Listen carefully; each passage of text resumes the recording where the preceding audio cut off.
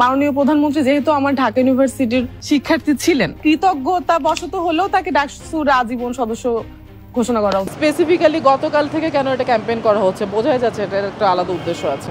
এক দফার আন্দোলন আপনারা অফিসিয়ালি ঘোষণা পেয়েছেন ৩ আগস্টে গত বছরে, কিন্তু আমি কিন্তু আবু সাইদের বুকে গুলি লাগার পর থেকে এক দফা দাবি করে আসছি।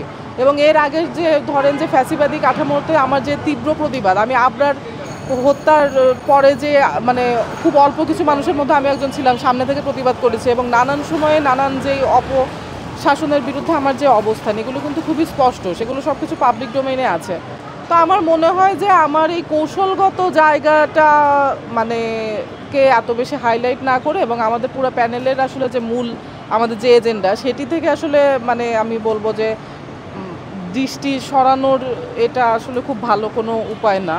এবং যদি আসলেই এটা নিয়ে মানে কনসার্ন জানানোর থাকতো তাহলে তো এটা 7 বছর আগেই জানানো যেত। স্পেসিফিক্যালি গতকাল থেকে কেন এটা ক্যাম্পেইন করা হচ্ছে বোঝাই যাচ্ছে এটার একটা আলাদা উদ্দেশ্য আছে। আসলে আমি তো বেশ লম্বা সময় ধরেই অ্যাক্টিভিজম করছি।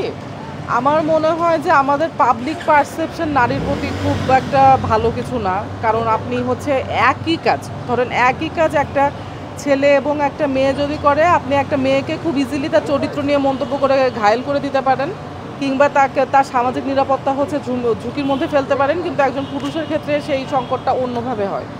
তো আমার মনে হয় যে নারীর চরিত্র নিয়ে বা নারীর যে আমার সহযোদ্ধা উমামা ফাতেমার কথা যদি হয়, তার লুক নিয়ে কিংবা তার বিভিন্ন সময় তাকে নিয়ে যে ট্রলগুলো করা হয়েছে সেগুলো কতটুকু আসলে তার নেতৃত্বের সমালোচনা বা তার অবস্থানের সমালোচনা, আর কতটুকু তার আসলে মানে তিনি কতটা আকর্ষণীয় সেই সমালোচনা, এগুলো আপনারা সবই জানেন।